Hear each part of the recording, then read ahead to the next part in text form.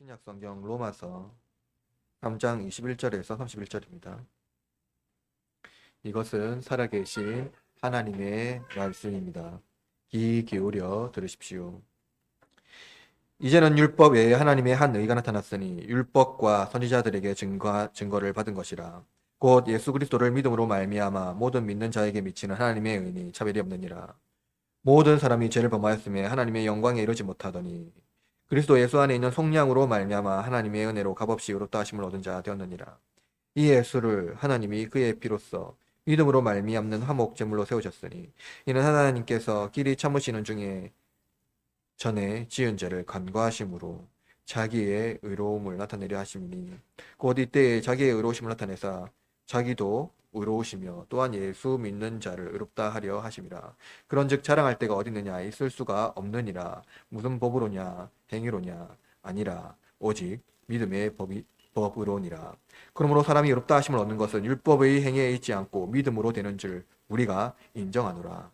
하나님은 다만 유대인의 하나님이시냐 또한 이방인 하나님은 아니시냐? 진실로 이방인의 하나님도 되시느니라. 할례자도 믿음으로 말미암아 또한 무할례자도 믿음으로 말미암아 의롭다 하실 하나님은 한 분이시니라. 그런즉 우리가 믿음으로 말미암아 율법을 파기하느냐? 그럴 수 없느니라. 도리어 율법을 굳세게 세우느니라.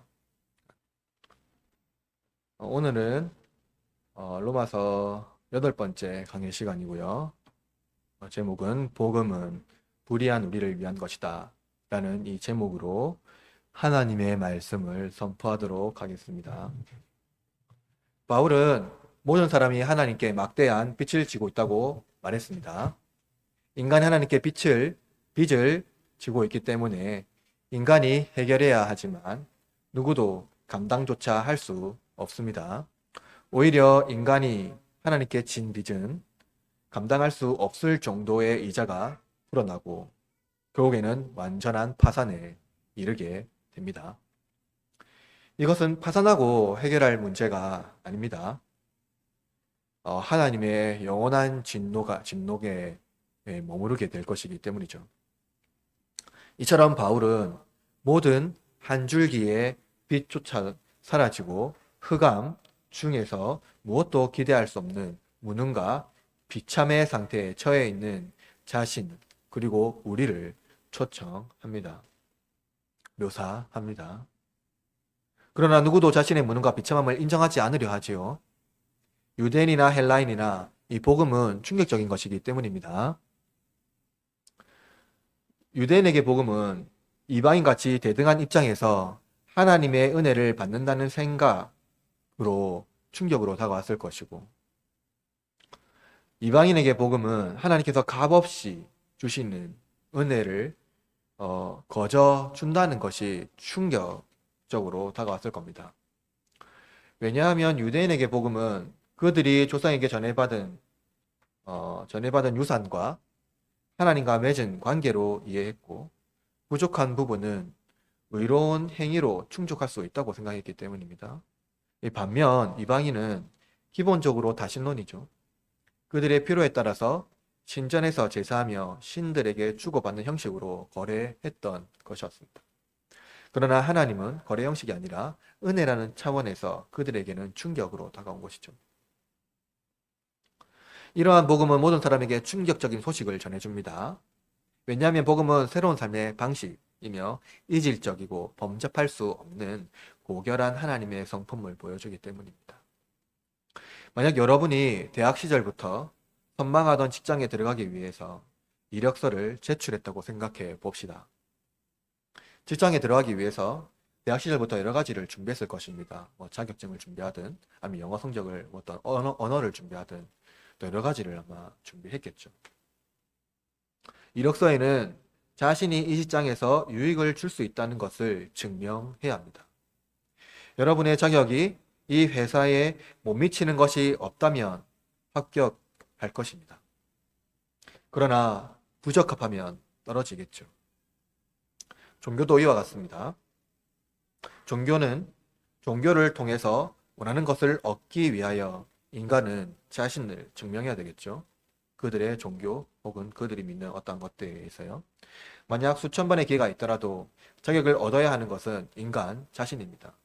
인간이 할 수 없는 것을 요구하는 신이라면 오히려 그 신은 불의한 신 아니겠습니까? 어떻게 생각하십니까? 인간이 할 수 없는 것을 몇 번 끊임없이 요구한다면 그 신이 불의한 신 아닐까요? 그러나 바울은 없는 것을 요구하는 신이라면, 그러나 바울은 불의한 인간을 대신할 의로운 분이 우리 중에 나타나서 우리를 대신하여 우리를 대신하여 시험을 치러 주셨다라고 말합니다. 그가 율법을 다 이뤄 주셔서 불의한 우리가 의의 이력서를 하나님께 제출할 수 있도록 허락한 것이죠. 그리고 충분한 자격으로 인정받습니다. 어떻게 불의한 우리가 거룩하신 하나님의 심판 앞에 설 수 있겠습니까? 우리의 불의에도 불구하고 하나님은 우리가 불의하지 않다, 의롭다라고 선언하시며 그렇게 여겨주시는 겁니다. 이것이 은혜죠. 오늘 불의한 우리를 위하여 예배하신 복음의 은혜를 누리는 시간이 되기를 바랍니다.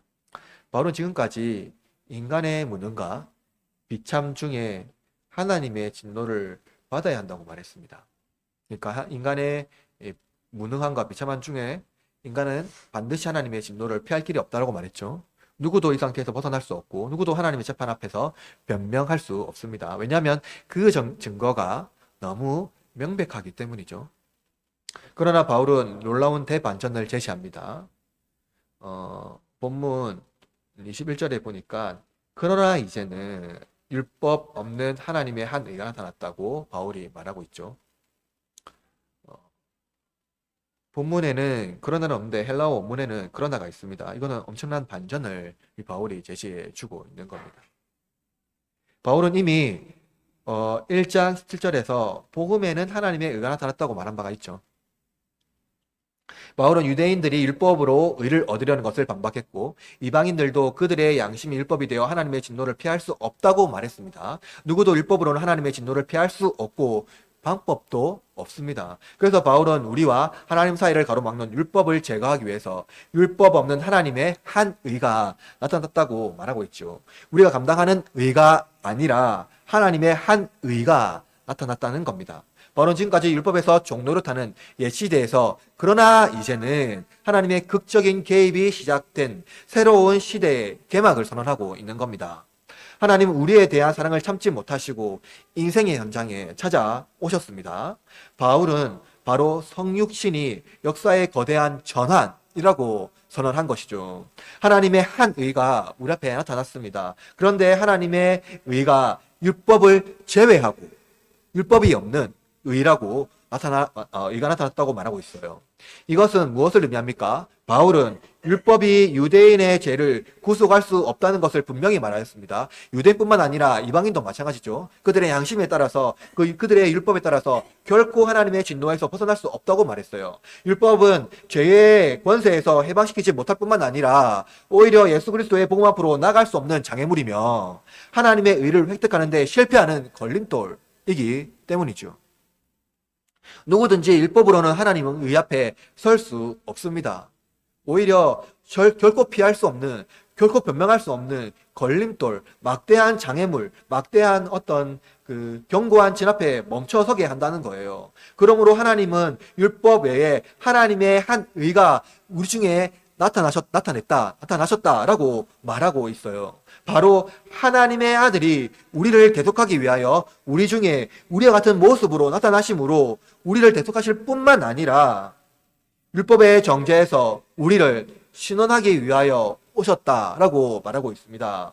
바울은 율법 없는 하나님의 의라고 말하지만 실제로 그것은 율법 없는 하나님의 의가 아니라 예수님이 율법을 이루셨기 때문에 우리에게 율법의 의가 적용되지 않는 겁니다. 율법의 의로움, 율법을 통해서 의를 받는 그 의가 우리에게 적용되지 않는다는 거예요. 그래서 바울은 율법 없는 의가 나타났다고 말해요. 우리에게서요. 예수님은 이렇게 말했습니다. 진실로 너에게 이르노니 천지가 없어지기 전에는 율법의 1.1획도 반드시 없어지지 아니하고 다 이루리라. 이 말씀은 우리에게는 율법이 없는 의지만 약속의 신실하신 하나님의 성품 때문에 율법의 진노가 우리를 향하지 않는다는 겁니다. 그래서 바울은 하나님의 한 의가 율법과 선지자들에게 증거를 받은 것이라고 말하고 있어요. 요한 크리소스톰은 하나님의 의는 새롭고 기이한 것, 어떤 신비한 것이 아니라 옛날부터 율법과 선지자들의 예언에 의한 그 의라고 말하고 있습니다. 하나님은 아브라함이 하나님을 믿으니 그를 의롭다 여겨 주셨죠. 이것은 불의한 우리가 하나님의 의 앞에 어떻게 서게 되는지를 보여주는 과정입니다. 하나님은 선지자를 통하여 하나님 말씀을 매번 불순종하여 실패하는 이스라엘의 구원을 선포하셨습니다. 이스라엘의 불의에도 불구하고 하나님은 이스라엘에 대한 포기할 수 없는 그 큰 사랑으로 자기의 의를 보여주신 겁니다. 그렇다면 불의한 자에게 어떻게 하나님의 의가 오게 되었습니까? 바울은 예수 그리스도를 믿음으로 말미암아 모든 믿는 자에게 미치는 하나님의 의라고 말하고 있어요. 인간은 하나님 외에 다른 것을 다 믿습니다. 하나님 믿지 않는데 다른 것은 인간은 다 믿어요. 눈에 보이는 것을 신뢰합니다. 인간은 유익을 주는 대상을 신뢰하고 믿기 때문이죠. 생각해 보십시오. 안전을 추구하는 사람은 자신에게 안전한 생활을 유지할 수 있는 조건을 신뢰합니다. 그것이 무엇이든지 말입니다. 인정을 추구하는 사람은 인정을 유지할 수 있는 조건을 신뢰하지요. 권력을 추구하는 사람도 마찬가지입니다. 그러나 종교는 이러한 외부적인 조건을 의지하지 말고 내면의 마음가짐을 믿으라고 말합니다. 사람들은 여기에 매력을 느끼죠. 그러면 종교는 고등종교죠. 그러니까 그러니까 우리가 신뢰하는 어떠한 물질 혹은 능력, 권세를 의지하는 것은 저급한 종교예요. 그러나 인간의 욕망이잖아요. 그러나 고등종교는요, 그게 너를 편안하게 하는 것이 아니야. 너의 내면에 있는 마음을 의지해. 라고 가르치고 있죠. 그것은 무엇입니까? 내면에 있는 마음가짐을 통하여서 자기 안에 있는 그 믿음의 의를 가지라고 말해요.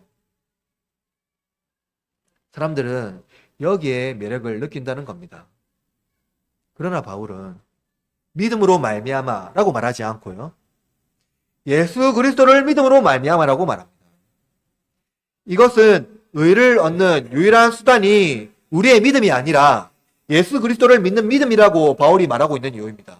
그래서 믿음은 우리의 내면의 마음가짐이 아니라 외부에서 오는 예수 그리스도의 십자가에 대한 확신입니다. 이것은 너무나 아름다운 복음이죠. 율법이 하나님에게 미칠 수 없습니다. 하나님에게 근접할 수 없다는 거예요.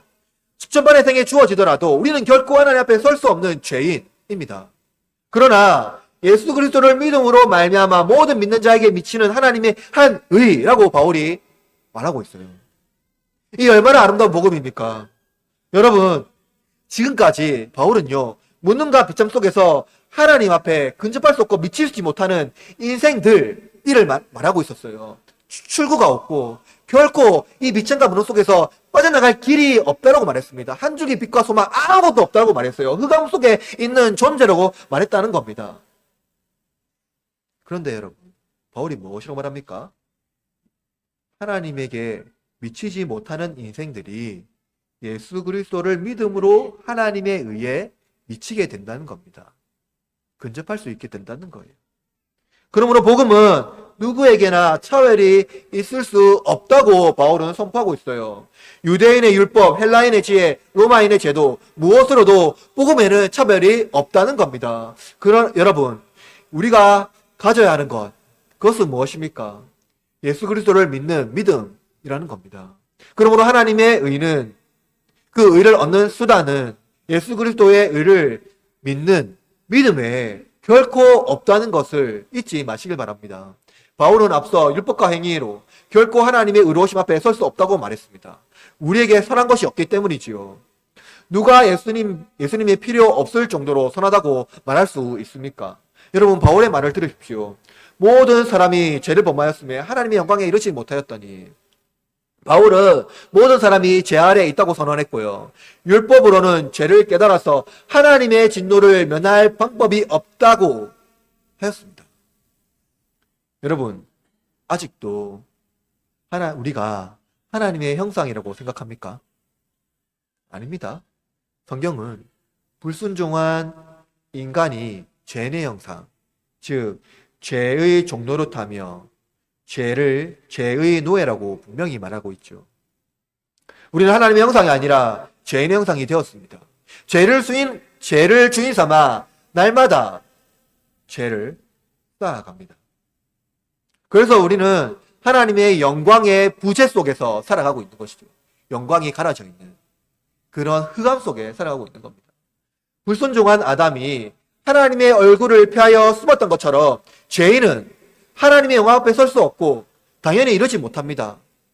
하나님 면전 앞에 나갈 수가 없는 것이죠. 바울은 이러지 못하였다니 라는 동사를 사용하는데요. 이 동사는 정확하게 번역하면 이겁니다. 항상 뒤처져 있는 것, 항상 뒤에 있는 것을 말하고 있어요. 뒤처져 있는 것. 이것은 무엇을 말하냐면요. 인간이 어떤 백방의 노력을, 최선의 노력을 다 하더라도 결국 하나님의 영광에 뒤처진 상태에 놓여 있는 것을 말하고 있어요. 이러지 못하는 것.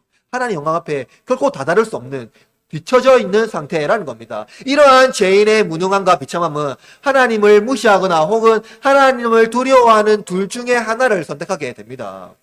하나님을 무시하는 태도는 이 생의 삶의 주인이 개인, 자신이기 때문에 하나님의 개입을 인정하지 않는 겁니다. 다음으로 두려워하는 태도는 두 가지로 나뉘는데요. 하나는 하나님을 극도로 증오하며 복수하듯이 근데 마음대로 살아가는 것이고, 다른 하나는 하나님과 싸우듯이 스스로 자신을 증명해 보이려는 태도를 취하는 겁니다. 이것은 마치 부모가 원망스러워서 자녀가 자신의 태도를 취하는 것과 같습니다. 부모가 너무 원망스러워서 부모를 복수하는 방편으로 자신의 삶을 완전히 망가뜨리며 살아가는 것입니다. 마음대로 하며 살아가는 거죠. 또 하나는 부모와 싸우듯이 마치 자신을 증명해 보이듯이 그것을 모든 것을 다 이루려고 애쓰며 살아가는 겁니다. 그러나 무엇이든 하나님의 영광에 뒤처진 상태로 영원한 형벌을 면치 못할 겁니다.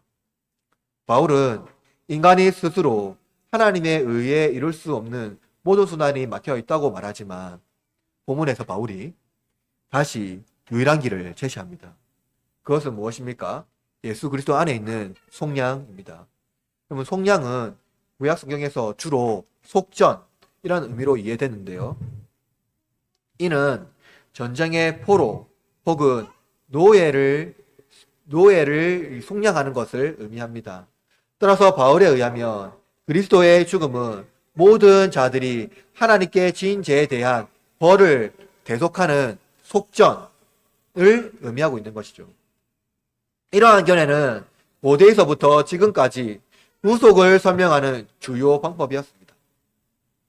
그렇다면 하나님께 지은 죄에 대한 속전을 누구에게 갚아야 하나요? 목자들은 그리스도의 죽음은 하나님이 사탄에게 지불하신 속전이라고 말합니다. 그러나 하나님은 사탄에게 빚을 진 적이 없습니다. 빚을 진 대상도 사탄이 아니라 하나님이죠. 그래서 하나님은 우리 하나님께 진 죄로 말미암아 이 진 빚을 아들을 통하여 대신하셔 받으시고 우리가 진 빚을 탕감해 주시는 겁니다. 그래서 바울은 하나님의 은혜로 값없이 의롭다 하심을 얻은 자 되었느니라 라고 말하고 있어요. 아들을 내어주신 아버지의 그 큰 사랑이 바로 은혜라는 겁니다. 이것이 우리가 하나님께 얻은 의롭다 하심 곧 칭의입니다. 칭의의 선물로 말미암아 하나님이 우리의 모든 것을 듣고 판단하실 때 우리의 불의에도 불구하고 의롭다 여겨주시는 겁니다. 그렇다면 여러분, 하나님께서 주신 의는 죄인이 완전 결백하고 무결한 상태가 된 의인으로서 받아주시는 걸까요? 완전하게 결백하고 무결한 상태로 완전히 변화가 되어서 의인으로 받아주시는 것을 의미할까요? 이것은 매우 중요한데요. 지금까지 우리는 성부 하나님은 아들을 통해서 자신의 의를 충족하는 분으로 여겨왔을 겁니다.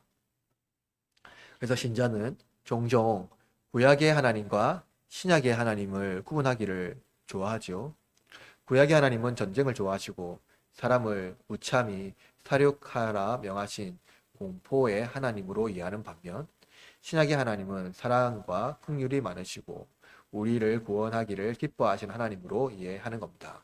즉 구약은 심판하신 하나님, 신약은 구원하시는 하나님으로 구분한다는 겁니다. 그러나 이것은 성경을 전체적으로 읽지 못하고 단편적으로 읽는 오류이고, 이 때문에 하나님의 성품에 대한 심각한 오해가 발생하게 됩니다. 여러분, 삼위일체 하나님, 우리가 삼위일체 하나님을 살펴봤잖아요. 공부를 했잖아요. 삼위 하나님은 한 분 하나님이신데 삼위께서 위격적 구분이 있어야 한다는 것을 이미 배웠습니다. 위격이라는 위적인 구분요. 그러나 동시에 삼위 하나님은 어떻습니까? 또 매우 밀접하게 서로 협력하고 있다는 것을 잊어서는 안 된다고 우리가 살펴봤죠. 우리는 이것을 삼위의 경륜적 활동이라는 측면에서 배운 적이 있습니다. 바울은 예수님의 전생애를 통해서 율법을 이루셨다라고 말했어요. 그렇죠? 그러니까 예수님의 전생애를 통해서 율법을 이루시고 십자가에서 하나님의 진노를 다 받으심으로 하나님의 의를 충족시켰다고 말하고 있어요. 그리고 이 구속 사건이 성부 하나님의 뜻 안에서 이루어졌다는 것을 바울은 지금 증명하고 있는 겁니다. 그런데 우리는 구원사역에 있어서 성부와 성자를 엄밀히 구별하여서 모든 공로를 어떻게 하냐면 예수님께, 성자 하나님께 돌립니다. 성자 하나님이 우리를 구원하셨고 십자가에 달려셨기 때문에 그 모든 공로를 성자 하나님께, 예수님께 돌리게 됩니다. 마치 사랑 많으신 예수님께서 아버지 하나님, 성부 하나님의 노여움, 진노를 진정시키기 위하여 자신을 제물로 드린 이미지를 우리는 생각하는 겁니다. 그렇죠? 하나님이 지금 진노가 많이 나셨는데 우리를 향한 진노를 지금 쏟아 부으셔야 되는데 아들이 아버지의 진노를 진정시키시고 아버지 대가 대신 벌 받을게요 하고 우리를 아버지 진노에서 보호하신 그 하나님으로 이해하는 거죠. 그런 이미지로 우리가 생각하는 겁니다. 그래서 성부 하나님은 매우 진노와 무서운 하나님이고 성자 하나님은 이제 사랑과 은혜가 많으신 하나님으로 이해하는 거죠. 그래서 아버지의 진노를 누그러뜨리려 우리가 해를 당하지 않도록 예수님께서 십자가 위에서 죽으셨다고 생각하는 경우가 있습니다. 여러분 어떻게 생각합니까? 성부 하나님은 아들을 십자가에서 죽게 만든 폭력적인 신인가요? 아마도 기독교 신앙에 대하여 오해하는 분들은 이렇게 생각하는 분들 많습니다. 특별히 신자 중에도 매우 많습니다. 그러나 속전에 있어서 진노와 사랑 중에 어느 쪽도 양보되거나 거부될 수 없다는 겁니다. 바울은 아들의 속량과 동시에 아버지가 준비하신 의를 우리에게 보여줍니다. 이를 위하여 바울은 구약 성경의 제사법을 중심으로 설명하는데요. 바울은 이 예수를 하나님이 그의 피로써 믿음으로 말미암는 화목제물로 세우셨으니 라고 말합니다. 여기서 화목제물이라는 단어, 헬라어로 힐라스테리온이라는 이 단어인데요. 이는 지성소 안에 있는 언약궤 위, 언약궤를 덮는 시은자로 번역되어 있습니다. 이 단어는 히브리어로 카페르인데 번역하면은요 자비의 자리, 축제의 자리라는 겁니다. 여러분 시은이 뭡니까? 시은 은혜를 베푸는 겁니다. 시은자니까 은혜를 베푸는 자소, 자리라는 거죠. 그래서 속죄의 자리, 자비의 자리라고 번역이 됩니다. 이것은 속죄제에, 그죠? 속죄일 있죠? 유대인의 1년에 한 번 속죄일 있지 않습니까? 그때에 속죄제를 통해서 피를 붓고 하나님의 임재와 자비와 재용서가 최상으로 나타나는 속죄의 장소를 의미합니다. 대제사장은 매해마다 속죄일에 지성소에 들어가 언약궤 위에 있는 시은자 위에 짐승의 피를 뿌렸습니다. 언약궤 안에 무엇이 있습니까? 율법의 두 돌판이 있죠. 그죠? 두 돌판이 있습니다. 그런데 그 율법을 무엇으로 덮었습니까? 시은자로 덮었습니다. 언약궤의 뚜껑이요. 그 뚜껑을 시은자라고 합니다. 시은자로 덮었습니다. 시은자 위에는 무엇이 형상화 되어 있냐면요. 그룹 알죠? 그룹. 천사 형상이요. 그 그룹이 날개를 펴고요. 양 가운데 두 그룹이 이게 딱 보호하고 있거든요. 딱 이렇게 안고 있습니다. 그 모형을 만들어졌습니다. 만약 시은자가 없다면 율법 위에 피가 뿌려졌을 거예요. 그죠? 그죠? 뚜껑이 없으면 율법 위에 피가 뿌려졌겠죠. 그것은 무엇을 말하냐면 율법의 정제로 우리가 피를 흘려야 한다는 것을 말해주고 있는 거죠. 그러나 시은자, 즉 화목 제물 대신 그리스도께서 아까 말했죠. 화목 제물을 시은자로 번역한다고 했어요. 일라스테리온. 그 화목 제물 대신 그리스도께서 자기 온몸으로 우리에게 임하는 하나님의 진노를 덮으셨다는 겁니다. 그런데 여러분 잘 들어보세요. 이 언약궤를 만드시고 그 속에 두 돌판을 넣으라고 말씀하신 분이 누굽니까? 성막과 지성소를 만들고 지성소에 매년 자기 백성의 죄를 사면하시고 또 그들이 심판당하지 않도록 다른 화목 제물로 백성들의 진노를 당하지 않도록 길을 여신 분이 누구입니까? 누가 이 화목 제물을 준비하셨나요? 아들 자신인가요? 아니요. 아버지입니다. 성부 하나님은 자기 백성을 용서하기 위하여 직접 모든 것을 준비하셨습니다. 하나님의 진노를 멈추기 위해서는 하나님의 진노를 누구로뜨려야 하죠? 누구로뜨려야 합니다? 그것을 회복시켜야 합니다. 그러니까 다른 말로 말하면 화해해야 합니다. 화목해야 합니다. 그죠? 화목해야지 그 진노가 멈출 거 아닙니까? 하나님의 진노를 유예시키거나 혹은 사면받아야 합니다. 그러나 의로우신 하나님의 진노를 멈추기 위해서는 이에 상응하는 화목 제물이 필요합니다. 여러분 고대 신화 알죠? 고대 신화에서 신들이 많잖아요. 신들의 진노를 달래기 위해서 무엇을 했습니까? 우리는 이는 동서고금을 막론하고요. 신들이 있잖아요. 신화에 나오는 신들이 있지 않습니까? 그 신들을 달래기 위해서 인간은 무엇을 했습니까? 여러분 재물을 바쳤잖아요. 어떤 재물을 바쳤습니까, 여러분? 아니요. 자기 자녀를 바쳤어요. 인간을 바쳤다고요. 심청이. 그 우리나라만 있을까요? 모든 도서공만 막론하고요. 다 인간, 어린 자녀를요, 신에게 바쳤어요. 신의 진노를 멈추기 위해서요, 바로 자기 어린 자녀를 바쳤다는 겁니다. 그런데 하나님의 진노를 멈추기 위한 수단으로 화목 제물을 바치는 것과 유도들이 신들의 진노를 멈추기 위한 수단으로 제물을 바치는 것, 그것이 같다고 생각합니까? 아닙니다. 이교도들은 신의 진노를 멈추기 위하여 인간을 제물로 바쳤고요. 그 신들은 인간에게 제물을 바치라고 말했습니다.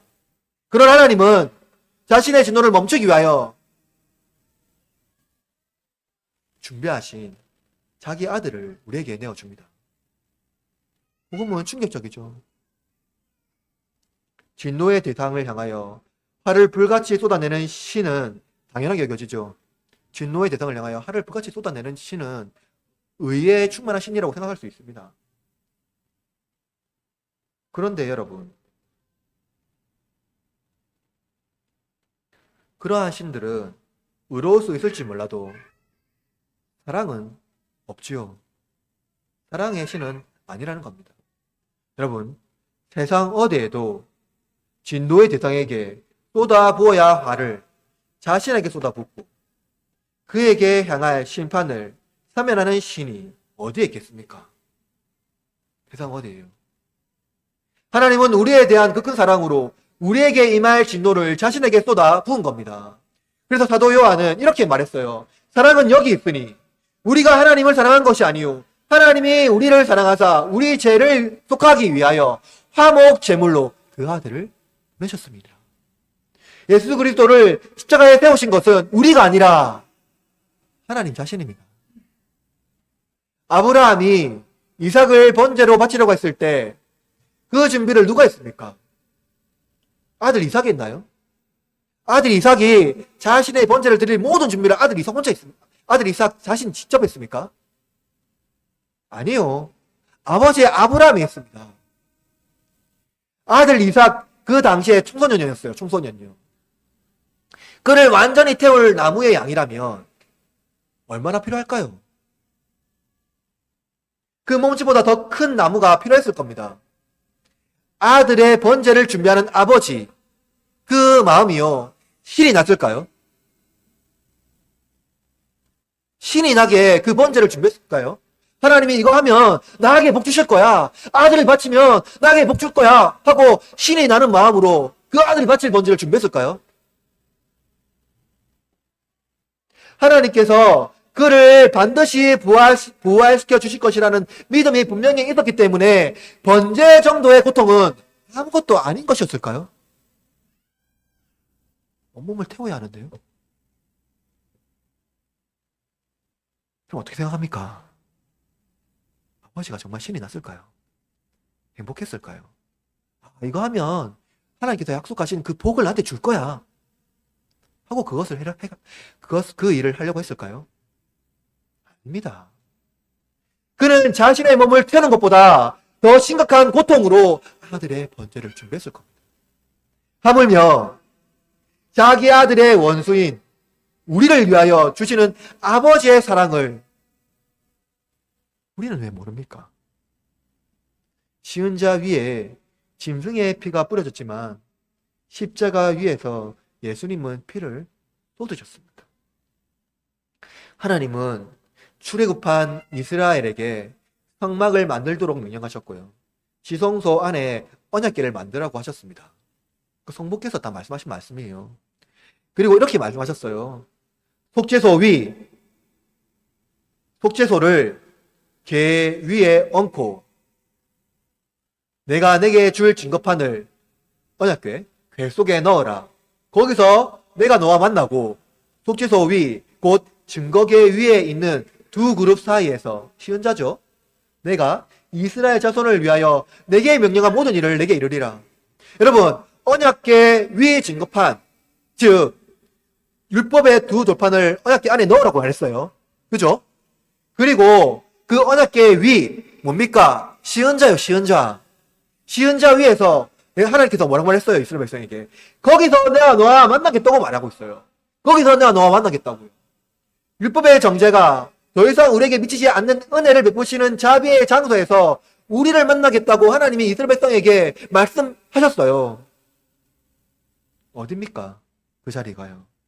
시은자 위, 희생제물이 되신 예수 그리스도의 십자가 위에서 우리를 만나겠다고 말씀하신 겁니다. 그리고 하나님은 십자가 위에서 우리에게 명령한 모든 일을 말씀하실 것이라고 말씀하셨어요. 그 말씀이 뭐예요, 여러분? 요한복음 3장 16절 다 암송하시죠? 해볼까요? 하나님이 세상을 이처럼 사랑하사 독생자를 주셨으니 이는 그를 믿는 자마다 멸망하지 않고 영생을 얻게 하려 하심이라. 여러분, 이 말씀이에요. 하나님이 우리에게 하실 그 말씀이요. 하나님의 큰 일을 우리에게 말씀하는 겁니다. 다시 본문을 보십시오. 화목 제물로 세우신다 라고 말씀이 되어 있죠. 이 세우신다는 이 말씀은 뭐냐면은 공적으로 공표하다는 겁니다. 여러분 잘 아시죠? 옛적에 지성소에는 누구만 들어갈 수 있었습니까? 제사장 중에 누구요? 대제사장 한 사람만 들어갈 수 있었어요. 그런데 하나님께서 세우신다고 하셨죠? 이것은 무엇입니까? 화목제물을 세우신 거. 하나님께서 십자가를 이제 공적으로 누구나 볼 수 있게 세우시고 우리에 대한 죄를 어떻게 합니까? 간과하시겠다고 했어요. 모른 척 해주시겠다고 말씀하고 있는 겁니다. 자기의 의를 드러내어 주시는 겁니다. 여러분, 예수님을 믿고 중생한 그리스도인, 이제 자기 죄가 사면되었고요. 그래서 완전한 무결한 상태에 있기 때문에 거리낌 없이 하나님 앞에 당당하게 나갈 수 있습니까? 내 죄가 완전히 없어졌기 때문에 이제 사면되었고 나는 완전한 무기한 상태에 있기 때문에 거리낌 없이 하나님 앞에 당당하게 나갈 수 있느냐 말입니다. 어떻게 생각하세요? 아니에요. 여러분, 칭의는요, 의롭게 된다는 것은요, 우리가 완전히 변화된 존재로 인정하는 것이 아니에요. 완전한 무결한 상태, 이제 죄가 없고 완전한 깨끗한 상태로 완전히 죄를 짓지 않는 그런 상태로 되었다라고 말하고 있지 않아요. 여전히 우리는 죄인이고 여전히 날마다 죄를 짓고 이 독사와 같은 혀 때문에 우리는 남에게 상처 주고 매마다 그렇게 살아간단 말입니다. 여러분, 왜 칭의가 법정적 선언이라고 하는지 잘 모르는 성도들이 너무나도 많습니다. 칭의를요, 법정에서 선언하는 선고라고 말하고 있거든요. 그 선고 받으면 다시 죄 안 짓습니까? 아니에요, 여러분. 우리가 변화된 것이 아니라 우리가 정말로 정결하고 무결한 상태로 완전히 변화된 것이 아니라 여전히 엉망진창인 우리를 의롭다 여겨주시는 하나님의 성품 때문이라는 겁니다. 우리에 대한 형의 기소가 유예되는 것이며 죄인들이 하나님의 거룩한 정의가 요구되는 조건이 충족하지 못한 상태에서 예수 그리스도의 공로를 의지하여 하나님 앞에 설 수 있도록 하셨다는 거예요. 그래서 하나님 앞에 설 수 있는 것, 우리가 정말로 정결하고 무결한 상태가 된 것이 아니라 하나님의 선하신 성품, 그것에 의존하여서 하나님 앞에 설 수 있다는 겁니다. 하나님은 자기 아들을 통하여 의를 드러내시며 자기의 의를 충족시켜 주실 뿐만 아니라 아들을 믿는 자들도 의롭다고 선언하여 주신 거예요. 그러므로 불의한 우리가 칭의를 얻는 것은 신실하신 하나님의 성품 때문이라는 겁니다. 따라서 의롭다 하실 분은 하나님 한 분입니다. 왜냐하면 바울은 불의한 그들의 의에 대하여 누구도 자랑할 것이 없기 때문이라고 반복해서 말하고 있기 때문입니다. 유대인의 할례와 율법이 하나님의 진노를 피할 수 있는 조건이 되지 못한다고 바울은 말하고 있죠. 이는 유대인의 은사가 하나님 앞에 자랑이 될 수 없다는 겁니다. 그래서 더글라스 신약학자는요, 바울이 배격하는 것은 유대인의 율법 준수가 하나님에 대해 어떤 종류의 권리도 주장할 수 없는 근거가 된다라고 말하고 있어요. 바울은 철저하게 믿음을 위하여 자랑을 배제해야 한다고 말하고 있습니다. 믿음을 위하여 자랑할 것을 없애야 한다고 말하고 있어요. 그래서 행위와 믿음을 서로 대조시켜 버립니다. 여러분, 행위의 측면에서는 자랑은 필수 조건이죠. 내가 했기 때문에 자랑받고 보상받아야 되죠. 그러나 믿음의 측면에서는 자랑은 나서지 못합니다. 내가 한 것이 아니기 때문이죠. 이는 다윗과 골리앗 전투에서 이해를 도울 수가 있는데요. 골리앗은 자신의 외부적인 조건에 기대어서 이스라엘에게 당당하게 나아갔죠. 그는 의리의리한 최신 갑옷과 무기로 무장했으며 전투에 특화된 신체를 가지고 있었습니다. 그는 당당하게 이스라엘 진영을 향하여 이렇게 소리칩니다. 너희는 한 사람을 택하여 내게 보내라. 그가 나와 싸워서 나를 죽이면 우리가 너희의 종이 되겠고 내가 그를 죽이면 너희가 우리의 종이 되어 우리를 섬길 것이니라 라고 말하고 있어요. 이에 이스라엘은 두려워서 누구도 나서지 못했죠. 그러나 다윗은 최신 무기로 무장한 골리앗 앞에 하나님 말씀을 신뢰함으로 나아갔습니다. 이기는 것은 외부적인 조건이 아니라 하나님을 신뢰하는 믿음에 있다는 겁니다. 그러므로 다윗이 자랑할 것은 아무것도 없었다는 거예요. 그가 나갔던 무기는 오직 말씀의 무기였기 때문입니다. 대부분 내부적인 조건에 기대어 자랑하는 자들이 많죠. 이들은 자신이 특별한 사람으로 인정받기를 좋아합니다. 왜냐하면 이들은 자기 공로를 자랑삼아 이야기하고 또 이에 대한 보상을 얻으려 하기 때문이죠. 이것은 일반적인 사상에게는 너무나도 당연한 이야기입니다. 일반 사회에서 공로에 따라서 보상을 주는 것은 당연하죠. 그건 마땅합니다. 일반 사회 안에서는요. 그리고 그것을 받지 않으면 불의하다라고 말하고 있죠. 행위는 그 자체로 보상을 얻기에 충분한 조건을 제시한다고 생각하기 때문입니다. 따라서 어떤 사회, 사상, 종교든 죄사함과 새 생명을 받기에 합당한 일이란 전혀 행하지 않고 심판받아 마땅한 일만 많이 한 사람에게는 값없이 죄사함과 새 생명을 주지 않습니다. 그죠? 죄인에게 값없는 은혜는 불의한 거예요. 세상에서는요. 죄인에게는 뭘 해야 됩니까? 마땅한 형벌을 줘야 돼요. 그리고 그 형벌은 반드시 그가 다 해결해야 되는 거예요. 권성징악, 이 일반 사회의 좋은 모델이지 않습니까? 또는 자선과 선행을 중요시하는 종교 혹은 도덕은 자선과 같은 선행을 통해 구원을 얻을 수 있다고 말합니다. 그러나 여러분, 기독교는 전혀 다른 방향을 제시합니다. 하나님의 아들이 우리를 대신하여 심판받았고 이 때문에 하나님이 죄성을 받을 자격 없는 자들에게 자비를 베푸셨으며 이제는 우리가 행하거나 심지어 기여할 수 있는 모든 것이 남아있지 않다는 것, 그것이 복음이기 때문입니다. 따라서 우리가 하나님의 의롭다함을 얻기 위하여 기여하거나 무엇을 더 보탤 수 있는 것은 모래 한 톨만큼도 없다는 겁니다. 그러므로 바울은 모든 사람이 자랑할 것이 없다라고 말하고 있어요. 우리는 선한 행실 또는 칭찬받는 것이 받을 수 있는 업적을 통해 은연중에 그것을 자랑하려고 합니다. 자랑하게 되면 그것을 의지하게 되겠죠. 의지하게 되면 그것을 포기하지 못하고 그것을 통해서 인정받으려는 욕망을 실현할 것입니다. 결국 자랑은 은혜를 얻지 못하게 하고 하나님에게서 멀어지게 만드는 거예요. 그래서 바울은 자신이 유대인으로서 얻은 할례와 율법, 그리고 자신의 신분과 명예, 심지어 평생 쌓아올린 모든 학문을 뭘로 여겼습니까? 배설물로 여겼죠. 오직 그리스도를 얻기 위하여 모든 것을 그는 버렸습니다.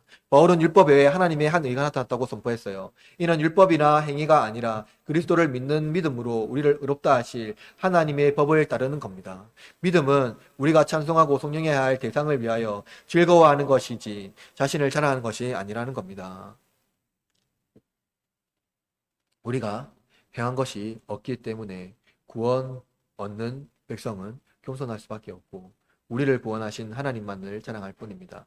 교만한 자들은 자신의 행위를 자랑하고 높이려 하지만 구원받은 백성은 자신을 겸손히 낮추며 하나님의 영광을 드높입니다. 바울은 내게는 우리 주 예수 그리스도의 십자가 외에는 결코 자랑할 것이 없으니 라고 선포했습니다. 그러므로 바울은 칭의는 율법의 행위에 있지 않고 오직 믿음으로 되는 줄 우리가 인정한다고 말하고 있죠. 종교개혁자들은 여기에 오직 믿음이라는 단어를 사용했습니다. 행위에 있는 것이 행위에 있는 것이 아니라는 점에서 우리는 오직 하나님의 은혜에 기대어 그리스도의 십자가 앞에 나가야 한다는 겁니다. 믿음만이 우리를 의롭다 함을 얻게 합니다. 나아가 바울은 우리가 인정한다고 말하면서 편지 수신자들에게 복음으로 나오기를 촉구합니다. 복음을 위하여 바울은 유대인들의 독특한 신론을 제시하며 더욱 박차를 가는데요. 여러분 29절을 보십시오. 29절 읽어볼까요? 시작. 다만 유대인의 하나님이시냐 또한 이방인의 하나님이 나는 아니시냐 진실로 이방인의 하나님도 되시느니라. 여러분 잘 알고 있는 유대인의 신론은 무엇입니까? 유일신론이죠. 유일신론. 그 일신론이라고 합니다. 그러므로 유대인의 하나님만 되신다면, 그죠? 유대인의 신론 뭡니까? 유대인의 하나님이에요. 유대인의 하나님만 된다는 거예요. 그러면 그렇게 친다면 유대인의 사상에 따른 그 신론에 따르면 이방인에게는 하나님이 있다는 겁니까? 없다는 겁니까? 하나님뿐만 아니라 신이 있다는 겁니까? 없다는 겁니까? 없다는 거죠. 유일신론이니까요. 그럼 이방인에게는 신이 없게 되는 겁니다.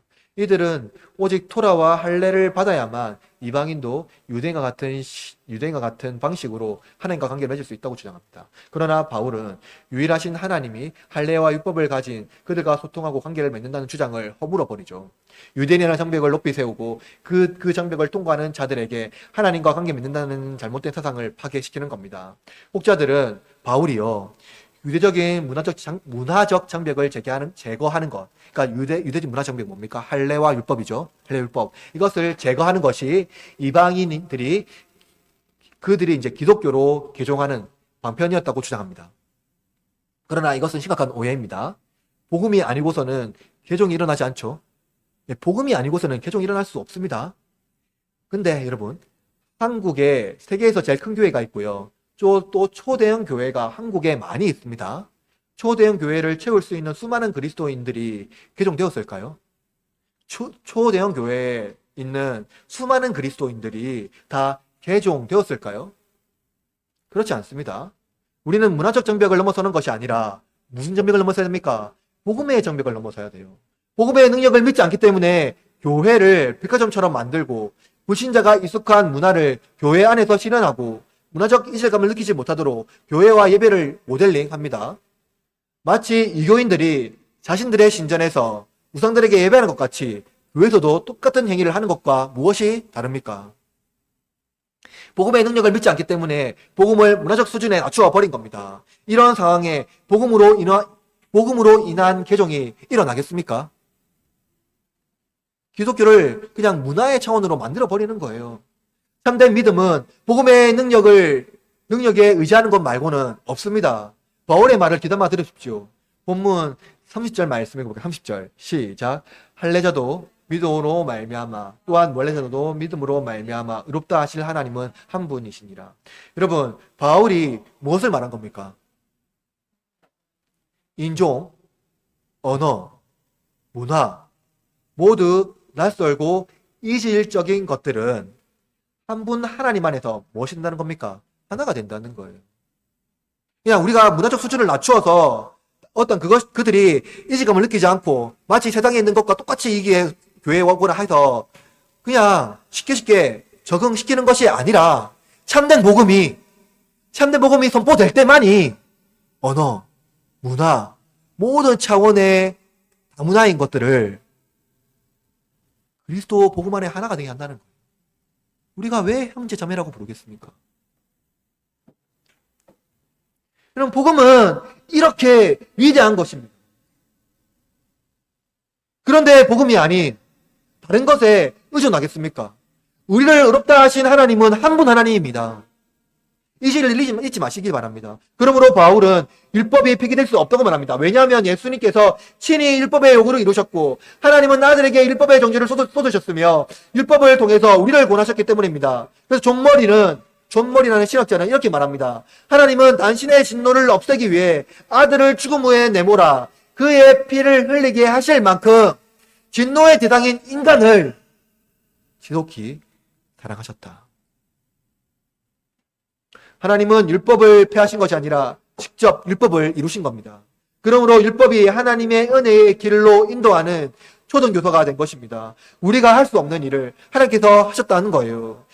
불의한 자를 의롭게 하시는 하나님의 복음이 우리를 의롭게 하신다는 겁니다. 그러므로 불의한 우리가 하나님의 선하신 성품에 의지하여 빈손으로 나아갈 때 하나님은 은혜의 자리에서 우리를 선멸시켜 주시고 모든 불의에서 우리를 건져 주시는 것입니다. 아버지께서 우리를 구원하기 위하여 준비하신 그 의를 의지하십시오. 아버지께서 제단을 탕진하고 돼지 밥그릇을 탐하여 우리를 긍휼히 여기시며 송아지를 잡아 잔치를 베푸시는 아버지의 성품을 의지하시길 바랍니다. 그분은 우리를 마다하지 않으십니다. 오히려 우리가 그 앞에 나와 면목 없이 엎드려 아버지, 저를 아버지의 아들이 아니라 그냥 종 중에 하나로 여겨주십시오 라고 할 때 아버지 아니다. 아버지가 아들 보고 아니다 하며 잔치를 베푸시는 그 하나님, 그 아버지의 성품에 의지하며 나가시길 바랍니다. 중생한 우리는 자격이 있어서 아버지 앞에 설 수 있는 것이 아니라 아버지의 선하신 성품에 의지하여 아버지 앞에 설 수 있게 되는 이 복음의 진리를 잊지 마시길 바랍니다. 우리의 불의함에도 불구하고 예수님 덕분에 우리는 권함되어 수 있습니다. 그러므로 여러분, 복음은 충격적입니다. 하나님의 거룩한 성품, 이해할 수 없는 그 고견한 성품을 담고 있기 때문입니다. 이 세상에서 하나님의 성품과 배견될 수 있는 것, 그 무엇도 없습니다. 하나님은 이질적이며 뜻밖이고 감당하기조차 어려운 거룩한 분입니다. 그런데 그 복음이, 바로 이 복음이 우리에게 너무나 쉽습니다. 예수님은 이렇게 말했어요. 내 멍에는 쉽고 내 짐은 가볍다 라고 말했습니다. 왜 이렇게 말씀하셨을까요?